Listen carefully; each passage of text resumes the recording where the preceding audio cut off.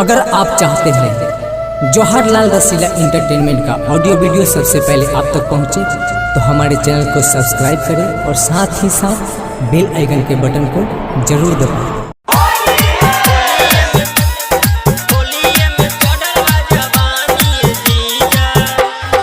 अभी आप सुन रहे हैं जय मां काली रिकॉर्डिंग स्टूडियो फुलपरास चौक से। होलिये में साली कहेले सुनो जीजा चढ़ल बा जवानी उतार दिहिया जी, चढ़ल बा जवानी उतार दिहिया जी।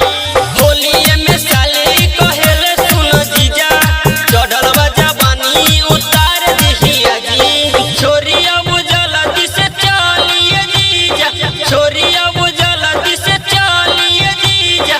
होलिये में चढ़ल बा जवानी जीजा, होलिये में चढ़ल बा जवानी जीजा, होलिये में चढ़ल बा जवानी जीजा।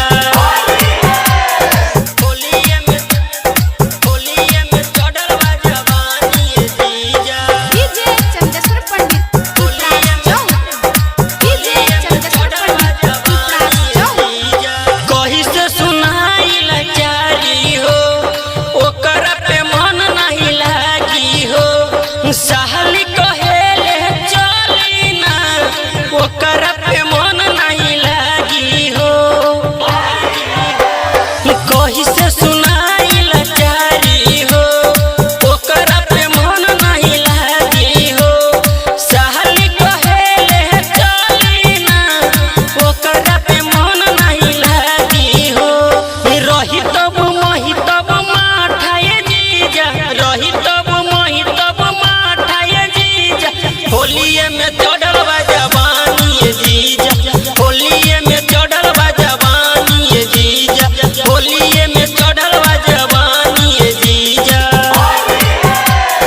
होलिये में चढ़ल बा जवानी जीजा। डीजे चंद्रशेखर पंडित पिपरास चौक, डीजे चंद्रशेखर पंडित पिपरास चौक।